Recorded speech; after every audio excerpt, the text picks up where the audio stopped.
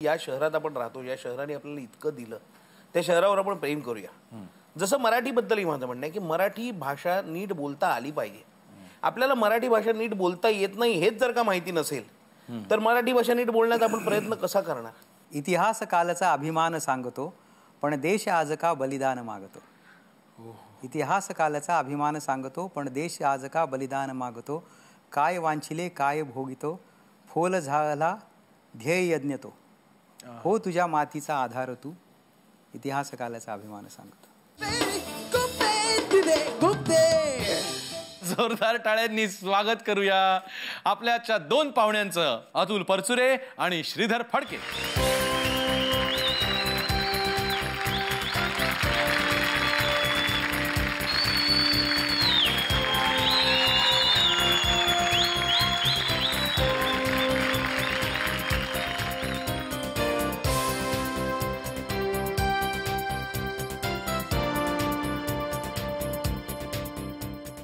खूप दिवसापासून लोक म्हणत होती की आमच्याकडे अजून जरा संगीतातली नावं पाहिजेत, अजून रंगभूमीवरची वजनदार व्यक्तिमत्व आणायचं आम्हाला फार पत्र येत होती आमच्याकडे. तर आज ते त्या लोकांची सगळ्यांची फरमाईश पूर्ण होतीये. काय गाणं बनवलं तुम्ही, फुलले रे क्षण माझे फुलले. एकही लग्न असं होत नसेल ना की ज्याच्यामध्ये ते गाणं वाजत नाही. असं मुख्य म्हणजे व्हिडिओ कॅसेट जे असतात त्याच्या पाठीमागे काय मुलीला मेहंदी रंगवतायत वगैरे की आलंच. श्रीधरची जगदीश खेबुडकर आता आपल्यात नाहीत, त्यांच्याबद्दल दोन शब्द तुम्ही बोलावेत अशी इच्छा. मी त्यांना बघितलं अगदी लहानपणी माझ्या, म्हणजे साधारणतः ते पिक्चर चालू होतं धाकटी बहीण. अच्छा. आणि गाणं होतं धुंदी कळ्यांना धुंदी फुलांना. त्याला आणि ते इतके साधेग्रस्त होते, म्हणजे आपल्या काव्य प्रतिभेने त्यांनी गदिमांचीच त्यांनी ती वाट चोखंदळली आणि ते इतकं सुंदर ते लिहायचे. पण घरी आल्यानंतर शांतपणे एका कोपऱ्यात जाऊन बसले, बाबूजी म्हणले या वगैरे, आणि ते गाणं लिहित होते. आणि बाबूजींनी त्यांना आधी चाल दिली होती आणि त्या चालीवर त्यांनी ते गाणं लिहिलेलं आहे. तेव्हा मी त्यांना धुंदी कळ्यांना धुंदी फुलांना. आणि नंतर त्या रेकॉर्डिंगला गेलो तिथे ते बाबूजींच्या शेजारीच बसले होते. परंतु असं वाटून दिलं नाही त्यांनी की मी कोणतरी मोठा कवी आहे, मोठा हे आहे. काय अशानेच माणसं मोठी होतात ना. खरं आहे. तुम्ही त्यांच्याबरोबर काम करण्याची कधी संधी नाही, मला इतके दिवस आली नव्हती. आणि आत्ता आली 6 महिन्यापूर्वी. त्यांनी माझ्यासाठी एक सांगितलं की तुला सिनेमाचं म्युझिक करायचं आहे, चित्रपटाचं, आणि त्यात सगळ्या लावण्या आहेत, करणार का म्हटलं. अगदी आनंदाने करतो. आणि त्यांनी सगळ्या लावण्या मला पाठवून दिल्या आणि त्याला चाली लावून झाल्या. अजून तो सिनेमा सुरू व्हायचा आहे, म्हणून रेकॉर्ड व्हायचं आहे, अजून रेकॉर्ड व्हायचं. पण लावण्या आहेत तुमच्याकडे? हो आहेत. म्हणजे कदाचित खेबुडकरांचं सगळ्यात शेवटचं काम तुमच्या हस्ते लिहून ठेवलं होतं असेल कदाचित. परंतु फार सुंदर लिहिले. आणि मला त्यांचं तेच कौतुक वाटतं की त्यांच्या लावण्या असो, म्हणजे नुसत्या लावण्या जरी बघितल्या त्यात इतकं वैविध्य आहे, हे कमाल आहे. अतुल, नाटकाच्या थिएटरच्या बाहेर असू दे किंवा कुठेही असू दे, अतुल परचुरे हा चेहरा कायम हसतमुख, म्हणजे काय सुखी माणसाचा सदरा जो म्हणतात तो हाच का, म्हणजे चौकड्याचा जो आहे तो. नाही, मला खरंच आवडेल. मला खरंच आवडेल. म्हणजे चेहऱ्यावर मी जितका सुखी दिसतो तितका मी आत्म सुखी असतो. तो मला खरंच आवडलं. सुखी म्हणजे मी दुःखी नाहीये, पण आता आपण खुपते तिथे गुप्तेमध्ये आहोत, त्यामुळे काही गोष्टी खुपतातच ना. नाही, त्यात विचारणार आहे. पण त्याची सुरुवात करण्याच्या आधी मला असं वाटतं की कायम चेहऱ्यावर इतकी मुख्य म्हणजे निखळ हास्य, निष्पाप हास्य जे आपण म्हणतो, लहान मुलाच्या चेहऱ्यावर दिसतं ते थेट अतुल परचुरेंचं. नाही, याचं कारण एकमेव कारण असेल की माझी कोणाशी स्पर्धा नाही, त्यामुळे मला कोणाबद्दल असूया नाही. त्यामुळे वैरबीर करायला माझ्याकडे वेळच नाही तेवढा, कारण आयुष्यात चांगल्या गोष्टी इतक्या आहेत. त्यामुळे ते चेहऱ्यावर येत असावं, आणि जर का चेहऱ्यावर येतं तर ते लपवता येणं शक्य नाही आहे. इतका चांगला अभिनेता आणि इतक्या वैविध्यपूर्ण भूमिका तुम्ही केलेल्या आहेत, पण तरी देखील लोक ज्यावेळेला अतुल परचुरे नाव घेतात त्यावेळेला अरे काय मस्त कॉमेडियन आहे ना, फार छान कॉमेडी करतात ना, असंच करतात. प्रेम नक्कीच करतात लोक, पण कॉमेडीचा एक कुठेतरी शिक्का बसलाय, हे खुपतं का? खुपतंही, किंवा त्यामुळे आपण आयडेंटिफाय होतो आणि त्यामुळे आपल्याला लोक खूप ओळखतात आणि लोक प्रेम करतात, हे आनंदही वाटतो. अर्थात कुणाला वर्सेटाईल अभिनेता म्हणून गेला आवडणार नाही, आवडेल, आणि मी तशा भूमिकाही केल्या. पण आता जसं तू म्हणालास की तुझ्या चेहऱ्यावर निर्व्याज निरागस हसू आहे, आणि लोक जेव्हा मला येऊन सांगतात ना काही वेळेला की तुम्हाला बघितलं की आमचा दिवस चांगला जातो, अक्षरशः या कॉम्प्लिमेंटच्या समोर काही नाही ना, मग ते दुःख कमी होतं. खुपतात अनेक गोष्टी, पण त्या खुपणाऱ्या गोष्टीला काय म्हणतो आपण त्याला मलम लावायला इतक्या चांगल्या गोष्टी घडतात ना की त्या खुपणाऱ्या गोष्टी मला लक्षात राहतात ना. काही वेळेला असं वाटतं की आपल्याला म्हणजे नाटकात ज्या वैविध्यपूर्ण भूमिका मला करायला मिळाल्या तशा सिनेमात नाही करायला मिळाल्या, किंवा त्या प्रकारचे सिनेमेही आले नाहीत चांगला सबस्टॅन्शियल रोल असलेले. म्हणजे जे छोटे छोटे होते ते लोकांना आवडले, ते अप्रिशिएट झाले, पण मग त्याच्या पुढचं पाऊल पडायला हवं ना, की मग मोठा रोल मिळायला हवा. ते कुठेतरी नाही घडलं. म्हणजे आता बिल्लू मधला सीन आहे जो लोकांना आवडला, पिक्चर मधला हायलाईट होता असं लोकांचं म्हणणं आहे. लोक अगदी हसून हसून ते युट्यूबवर बघतात, इकडे बघतात, पण त्याच्यानंतर मग ज्या पद्धतीने मला पुढचा रोल मिळायला हवा होता तसा नाही मिळाला. तर हे जरूर खूपतं. श्रीधर फडके यांनी खूप छान गाणी दिली, फिटे अंधाराचे जाळेपासून काही बोलायचं आहे पर्यंत. पण अजूनही नाव म्हटलं श्रीधर फडके की ऋतू हिरवाचे श्रीधर फडके असंच होतं. ही ओळख त्या ऋतू हिरवानी जी काही उंची गाठली त्यामुळे ती ओळख रिस्ट्रिक्टेड राहिली असं वाटतं का? वाटतं ना तसं. पण त्याचं कारण असं होतं की ऋतू हिरवामध्ये आशाबाई होत्या. हे एक फार महत्त्वाचं कारण आहे की आशाबाई नंतर मला आता आमची दुसरी CD करायची इतकी प्रबळ इच्छा आहे आणि ती अजून होत नाही, हे माझ्या मनात फार खुपतं आहे. पण मला एक खुपतं म्हणजे अगदी तुम्ही खुपतं म्हणाल काय म्हणायचं माहीत नाही, परंतु पंडित भीमसेन जोशींबरोबर माझ्या 5 रिहर्सल झाल्या होत्या अभंगाच्या आणि ते गायला तयार होते. वा. त्यामुळे फक्त मला संतांचे अभंग हवेत, आत्ताचे कोणी लिहिलेले असे नको. बरं म्हटलं. मग नामदेव महाराज, एकनाथ महाराज, ज्ञानेश्वर महाराज सगळ्यांचे अभंग. आणि नंतर ते घरात काही म्हणजे ते कुठेतरी बाहेर गेले, कुठे त्यांना पडले काहीतरी आणि त्यांना लागलं थोडंसं. त्यानंतर ते हळूहळू ते म्हणाले आता नाही, हे होत नाही, म्हणजे शक्ती नाही, इच्छा नाही, काय ते झालं, ते राहून गेलं. ते खूपतं. किती मोठं खूप. हो. आणखी एक खूपतं म्हणजे प्रत्येक संगीतकाराला वाटत असतं की आपलं एकतरी गाणं लताबाईने गावं.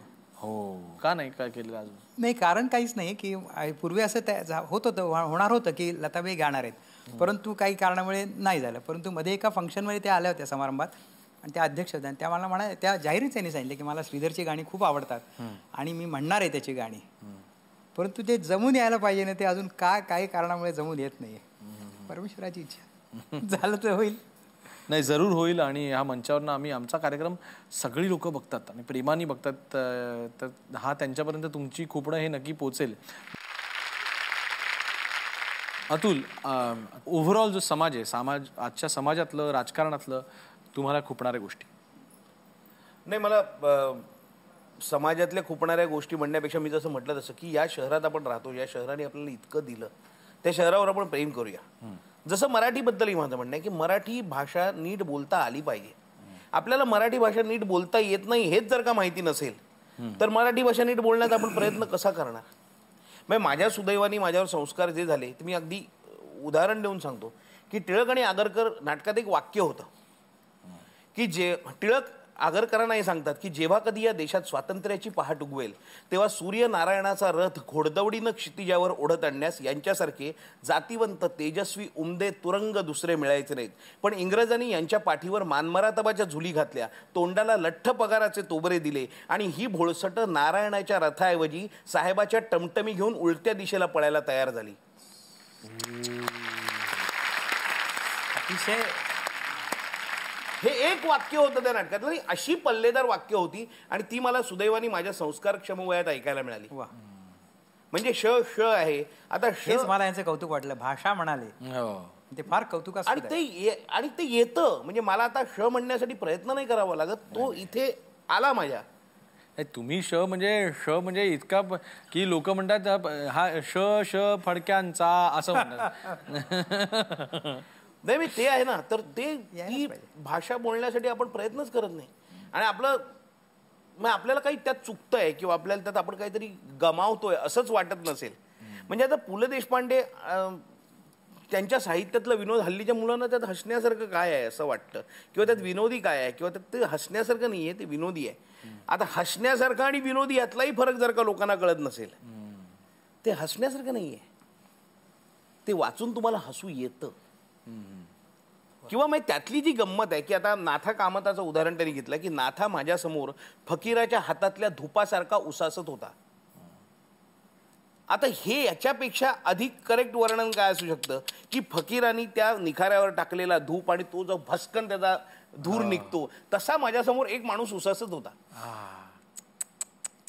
किंवा बोंबलांच्या काड्यांच्या जुडग्यात केवडा,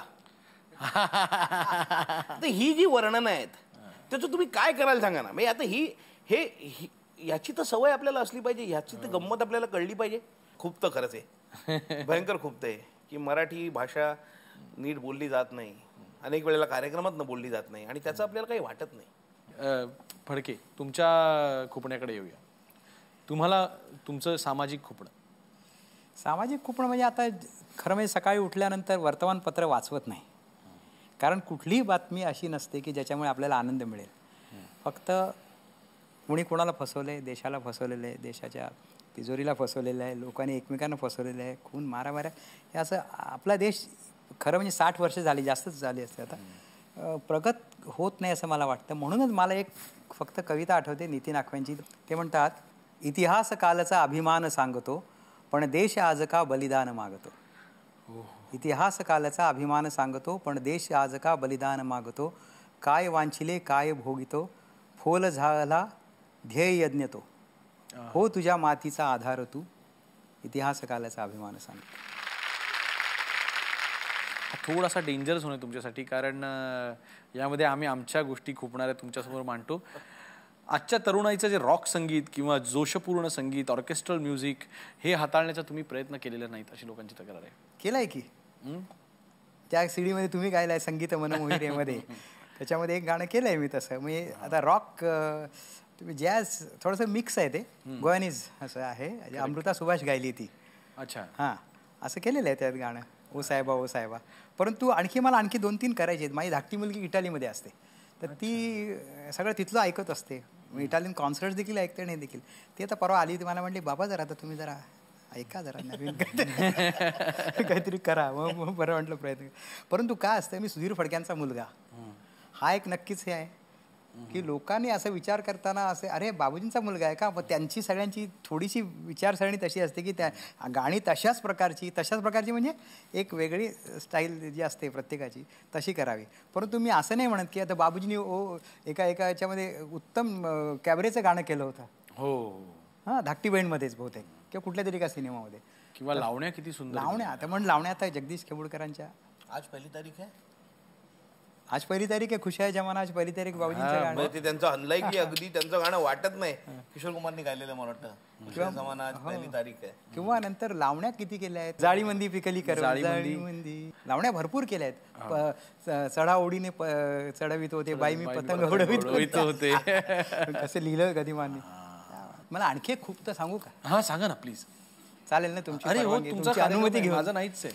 तुम्ही माझी 2 गाणी म्हटली आहेत. अगदीच गेल्या वर्षी प्रख्यात प्रसिद्ध झाली. करू ती गाणी खुपली असं सांगाल तर माझा कार्यक्रम बंद. नाही, पण मला काय असं वाटतं की तुम्ही कधीतरी म्हणा ती गाणी. एवढंच खूप, बाकी काही नाही. आणि आता परचुरेंच्या खुपण्याकडे येऊया. तुम्हाला नाचता येत नाही किंवा तुम्ही डान्सर नाही, ही गोष्ट सोनियाला खुपते का? नाही खूपच मला वाटतं. म्हणजे खूपच असेल तरी तिने मला सांगितलेलं नाही, कारण तिच्या खूप नाचण्याचा आग्रह केलाय का माझ्यावर नाचा म्हणून? नाही, कधीच नाही. कारण तिला येत नाही हा एक भाग आणि त्यातला आवड नाही हा दुसरा भाग. मला नाही नाचायला आवडत. सिनेमात समजा मला काहीतरी गाण्याचे नाचायची सिच्युएशन असेल तर नाचावंच लागेल, तिथे काय मी नाही म्हणणार नाही. पण मला असं जनरली सोशली नाचायला नाही आवडत. पण स्वतः नाचायला नाही आवडत, पण नाच पाहायला तर आवडतो की नाही? बायकोचं ज्यावेळेला तिची कलाविष्कार ज्यावेळेला असं स्वतः ती नाचते किंवा तिने केलेल्या जे कोरिओग्राफीचे हे असतात ते बघून कधी मग चर्चा करता का नाही? हो, डेफिनेटली करतो. डेफिनेट करावीच लागते. मग ती सोनियाला तुमची कुठली गोष्ट खुपते? स्वतः तोंडाने सांगा आम्हाला. Sonia, I am with you. कारण अतुल जितके माझे मित्र आहेत तितकीच सोनिया चांगली मैत्रीण आहे. काय कदाचित माहित नाही. ती माझ्याशी काहीतरी बोलत असताना मी इकडे तिकडे बघत असतो किंवा माझं लक्ष टीव्हीकडे असतं वगैरे, ही गोष्ट तिला भयंकर खुपते. पण तसं मेजर काही वाटत नाही. ती फार सोशिक बायको आहे. म्हणजे तिच्या माझ्याबद्दल फारशा कंप्लेंट नाही, ते माझं भाग्य आहे. कारण मी घरात गेले टीव्ही ऑन करतो आणि क्रिकेट बघत बसतो किंवा गाणी ऐकत बसतो, तरी ती काही मला बोलत नाही त्याच्यावर. त्यामुळे तुम्ही सतत जिप्सीवर असता हे खूपतं का तिला? नाही, अजिबात नाही खूपच. आणि जिप्सीवर नसतो आली, दुर्दैवाने वेळ नाही मिळत. म्हणजे मिळाला तर मला जायला आवडेल, पण वेळ मिळत नाही. काय करणार? पण मला असं वाटतं सोनिया, हे सगळं उत्तर ऐकून तू घरामध्ये थैथयाट सुरू केला असेल की हा सांगत नाही, हे सांगितलं नाही, ते सांगितलं नाही, असं काहीतरी असेल. म्हणजे जसं मी मला मगाशी म्हटलं की आपल्याला चांगले रोल मिळत नाहीत किंवा चांगला सिनेमा मिळत नाही, चांगली भूमिका मिळत नाही, हे मला जितकं खूपतं तेव्हा माझ्यापेक्षा तिला जास्त खूपतं. So sweet. त्यामुळे तिला आणि मी यशस्वी होणार याची मला जितकी खात्री आहे ती माझ्यापेक्षा तिला खात्री आहे. त्यामुळे असे पिरियड येतातच ना आयुष्यात की आपल्याला असं वाटतं की यार काही होत नाही आहे, काही गोष्टी होत नाही आहेत, तेव्हा आधार देणारी तीच असते. म्हणजे काही यशस्वी पुरुषाच्या मागे स्त्री असते, त्याच्या माझ्या मागे तीच स्त्री आहेत. अच्छा. माझी आई, माझी बायको आणि माझी मुलगी. अरे वा. या दोघी जणी मला आधार देतात आणि मुलगी बाकी सगळी कामं करते. म्हणजे खर्च करणे, बापाने मिळवलेले पैसे उडवणे, रोज नवीन डिमांड करणे वगैरे असे सगळे विधायक कार्य ती करत असते. लोकांच्या प्रश्नांकडे वळण्याआधी माझे काही प्रश्न. फिटे अंधाराचे जाळे गाणं आहे ते तुम्ही एका अल्बममध्ये स्वतः ज्यावेळेला रेकॉर्ड केलं स्वतःच्या आवाजासाठी, त्याचा टेम्पो खूप कमी ठेवलेला. कमी ठेवलं. क्या बात आहे. आणि प्रश्नच नाही. अरे आदर्श आहात तुम्ही आमचे, अभ्यास नाही केला तर कसं चालेल तुमचं. आणि ज्यावेळेला बाबूजींच्या बरोबर ते डुएट केलं त्यावेळेला त्याचा टेम्पो वाढवला थोडासा. त्यावेळेला टेम्पो जास्तच होता त्या गाण्यात, कारण ते सिनेमातलं गाणं होतं. मग आधी सिनेमातलं रेकॉर्ड झालं, मग तुम्ही अल्बम मध्ये कमी टेम्पो करून. कारण सिनेमातलं गाणं झालं रेकॉर्ड 81 मध्ये आणि मी ह्या अल्बम केला 89 मध्ये. त्यामुळे मी थोडा टेम्पो कमी ठेवला. मग का कमी टेम्पो केला? मला असं वाटलं की थोडासा एकटा मी गाणार होतो, त्याच्यात आशाबाई गायल्यात बाबूजींबरोबर, आणि ते सिनेमातलं गाणं असल्यामुळे थोडं त्याला नेहमी जनरली सिनेमातली गाण्यांचं एक ट्रेंड असतो की थोडी फास्ट हवी, त्यामुळे तो फास्ट, आणि म्हणून मी थोडंसं शब्दांसाठी म्हणून थोडंसं कमी केलं होतं त्याच्यात. हेच कारण होतं. तुम्ही फार पूर्वीपासून परदेशात कार्यक्रम करत आलेला आहात. किती झालेत भारताबाहेर कार्यक्रम असे किती झाले असतील? फार झाले नाही आहेत, परंतु गेल्या वर्षी माझे कार्यक्रम, त्याच्या आधी अमेरिकेत काही झाले होते, म्हणजे काही वर्षापूर्वी अमेरिकेत, नंतर शारजा वगैरे ठिकाणी. काय अनुभव असतो तिथे? अप्रतिम. सगळीकडे अप्रतिम अनुभव असतो आणि लोक आसुसलेले असतात बघायला. आणि आपली मराठी मंडळी, मुख्य म्हणजे मराठी मंडळी, काही बाबूजींची गाणी आणि काही माझी गाणी असं करतो, परंतु इतका प्रतिसाद. मी तुम्हाला एक सांगतो की मी एका कार्यक्रम, माझा पोर्टलँडला झाला होता कार्यक्रम, त्यावेळेला शेवटी अभंग म्हटला मी, येईयो विठ्ठले, तर एक ग्रहस्थ तिथनं शेवटून असे अक्षरशः वारकरी कसे नाचतात तसं नाचत नाचत येऊन तिथे आणि दंग झाले होते. हा अनुभव फार महत्वाचा आहे. तुम्ही देखील हिंदी ज्यावेळेला चित्रपटसृष्टीमध्ये काम करता तेव्हा मराठी आणि हिंदी मधला फरक काय जाणवतो? तिकडचं काय चांगलं जाणवतं जे आपण शिकायला हवं? चांगलं म्हणजे खरं तर काम टेक्निशियन्स आपल्याकडे खूप चांगले आहेत. टेक्निशियन्स तिकडे पण चांगले आहेत, आपल्याकडे खूप चांगले आहेत. पण आपल्याकडे डिसिप्लिन असते, आपल्याकडे थोडंसं होमली वातावरण असतं. म्हणजे तितकं प्रोफेशनल वातावरण जितकं हिंदीत असतं तितकं आपल्याकडे काही वेळेला नसतं. थोडंसं होमली, अंडरस्टँडिंग, मैत्रीपूर्ण, कारण ऑलमोस्ट सगळेजण एकमेकांचे मित्र असतात. तशी इंडस्ट्री म्हटलं तरी माणसं किती छोटीशी आहेत, मुठभर म्हणावी तेवढी माणसं आहेत. त्यामुळे प्रत्येकाचा रॅपो असतो, प्रत्येक एकमेकाला ओळखत असतात. पण हिंदीत प्रोफेशनली तुम्ही तुमचं काम करा, मोकळे. विशेष करून प्रियदर्शन सोबतचा अनुभव कसा होता? नाही, फारच सुंदर होता, फारच सुंदर.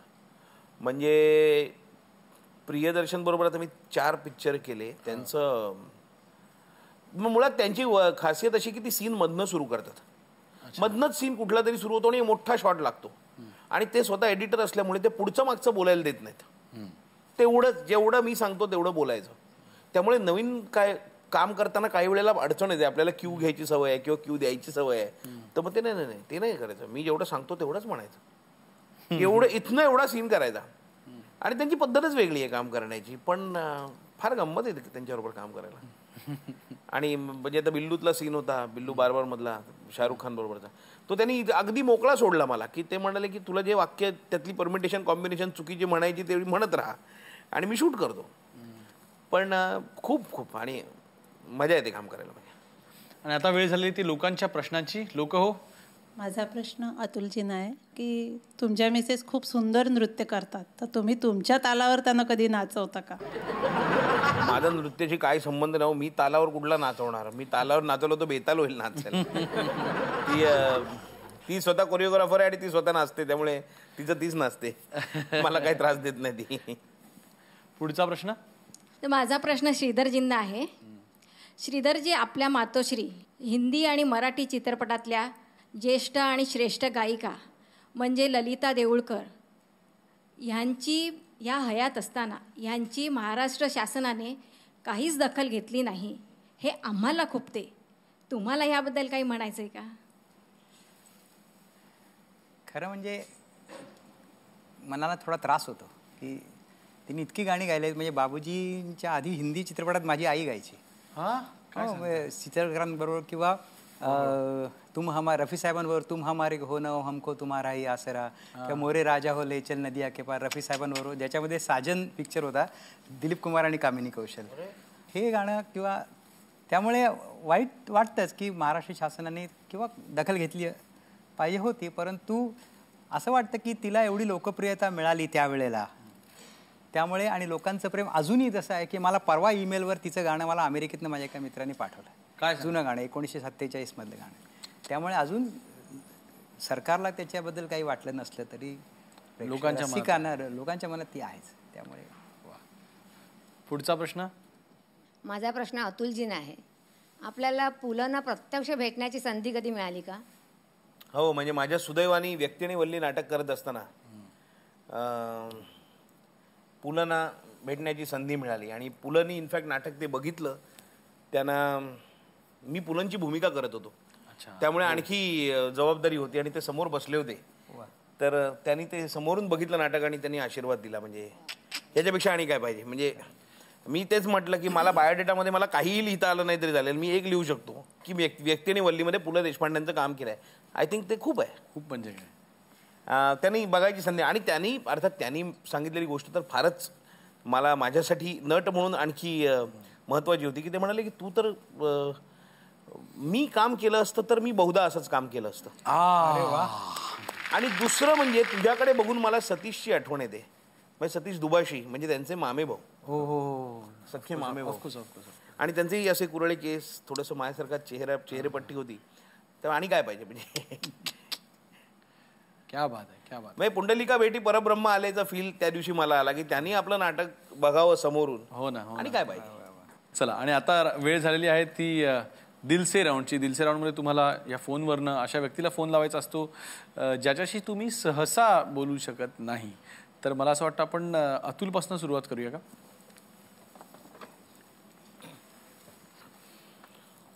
आता हा मी जो फोन करतोय तो मी कोणाला करतोय मला माहित नाही. त्या व्यक्तीचं मला नाव माहित नाहीये. अरे, पण हा मी अशा व्यक्तीला फोन करतोय ज्यांनी मोबाईलमध्ये कॅमेरा लावलाय. क्या बात आहे. भाऊ, आपण जे कोणी आहात, थोर आहात, आपण मोठे शास्त्रज्ञ असाल, पण आम्हा पामरांचे आपण किती वांदे करून ठेवलेत आपल्याला कल्पना आहे का? अहो, स्मशानात सुद्धा लोक बाजूला खांद्यावर हात टेकून फोटो काढतात. या निमित्ताने भेट झाली म्हणतात आणि आठवण म्हणून फोटो असू द्या असं म्हणून फोटो काढतात. रस्त्यातनं चालताना डिवायडरवर माझा परवा कोणीतरी फोटो काढला. आता भेटला जात तर फोटो काढूया ना. आणि कॅमेरा इतके इझिली अवेलेबल असतो की तो खिशातनं काढतात. अहो, अडचण तुमची लक्षात घ्या. म्हणजे माझीही अडचण होत असेल तर मग मोठ्या मोठ्या ॲक्टर्सची आणि मोठ्या मोठ्या क्रिकेटर्सची आणि तेंडुलकरची बिचारायची काय अडचण होत असेल. दिसला समोर की माणूस उभा राहतो आणि फोटो काढतात.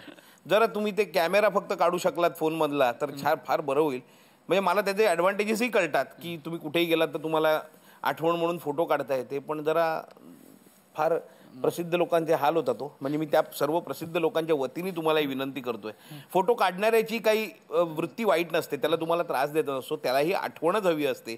फक्त काही वेळेला त्यांची जागा चुकते आणि काही वेळेला आपल्याला फार ऑकवर्ड होतं. म्हणजे एअरपोर्टला असं होतं की आपण चाललेलो असलो आणि सर एक फोटो काढू का असं म्हणून आपण उभे राहतो आणि आजूबाजूची लोक कोण आहे, कोण कोणाबरोबर फोटो काढतो हेच त्यांना काही वेळेला कळत नाही. म्हणजे नक्की ह्याला त्याच्याबरोबर काढायचं का त्याला ह्याच्याबरोबर काढायचं आहे. अशा वेळेला आपण फार मोरू दिसायला लागतो, फार आपले विचित्र चेहऱ्यावर भाव येतात.